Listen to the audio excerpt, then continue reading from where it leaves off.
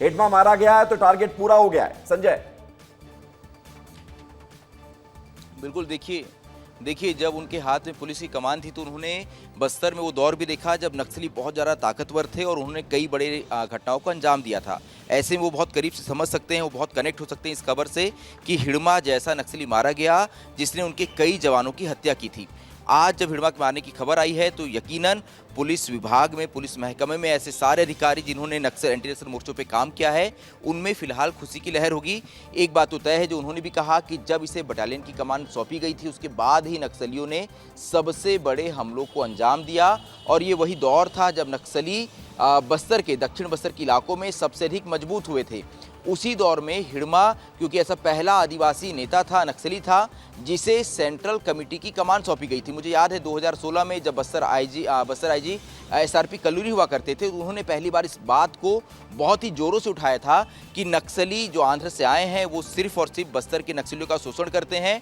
किसी भी बस्तर के आदिवासी को इन्होंने बड़ा पद नहीं दिया है, इनका उपयोग सिर्फ और सिर्फ मारे जाने के लिए नक्सलियों द्वारा किया जाता है। ऐसे में हिडमा को लगातार नक्सल संगठन ने इसके बाद बढ़ावा दिया, हिडमा को लगातार उन्होंने प्रमोट किया और हिडमा को ही बस्तर में नक्सल संगठन का नक्सलियों ने सबसे बड़ा चेहरा बनाया।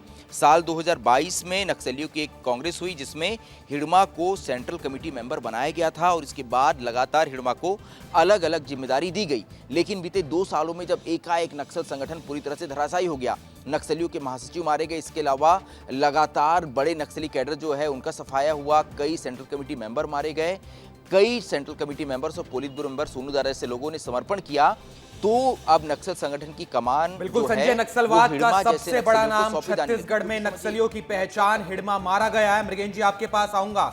इस बात से और पूर्व डीजीपी DM अवस्थी की बात से ये तो साफ हो गया है कि छत्तीसगढ़ से अब नक्सलवाद का खात्मा हो गया है।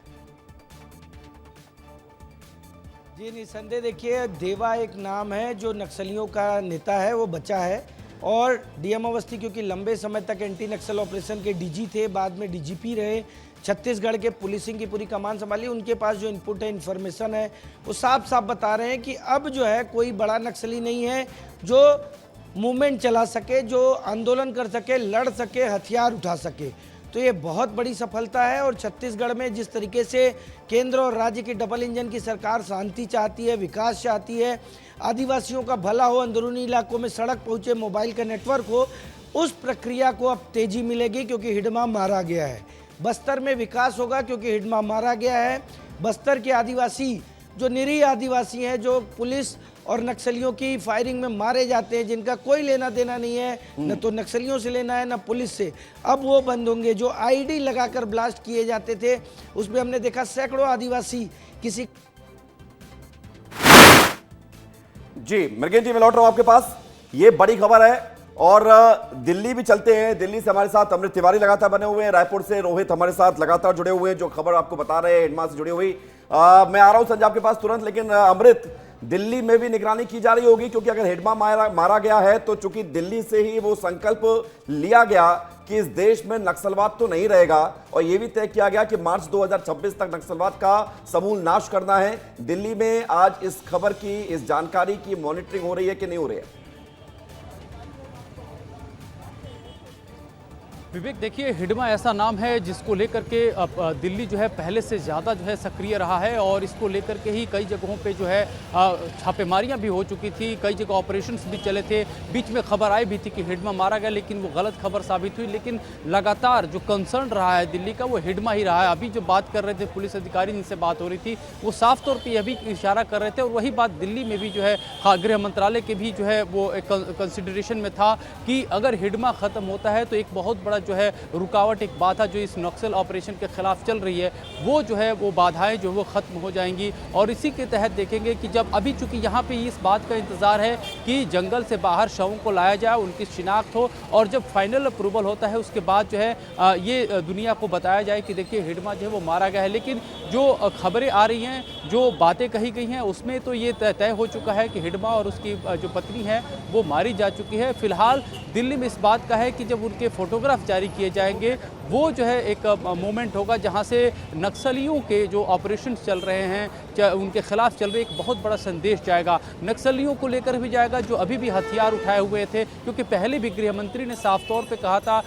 छत्तीसगढ़ की धरती से कहा था, बस्तर की धरती से कहा था कि एक ही उपाय है, या तो आप हथियार छोड़िए या फिर मरने के लिए तैयार रहिए। और वही बात जो है यहाँ पे सत्यापित होती दिखाई भी दे रही है, क्योंकि गृह मंत्रालय बहुत पहले ही अपने कमिटमेंट को जाहिर कर चुका है। और आपने देखा होगा कि गृह मंत्री अमित शाह भले ही देश के अन्य राज्यों में न जाते हों, चाहे गए हों, उनकी जो विजिट की फ्रिक्वेंसी है वो बहुत ज़्यादा नहीं रही हो, लेकिन छत्तीसगढ़ में खास तौर पे न सिर्फ उनकी फ्रिक्वेंसी ज़्यादा रही वहाँ विजिट करने की, बल्कि वो बस्तर जैसे इलाकों में बिल्कुल अमृत, कई मंचों से प्रधानमंत्री मोदी, गृह मंत्री अमित शाह ने संसद में खड़े होकर कहा था कि नक्सलवाद का खात्मा मार्च 2026 से पहले हो जाएगा।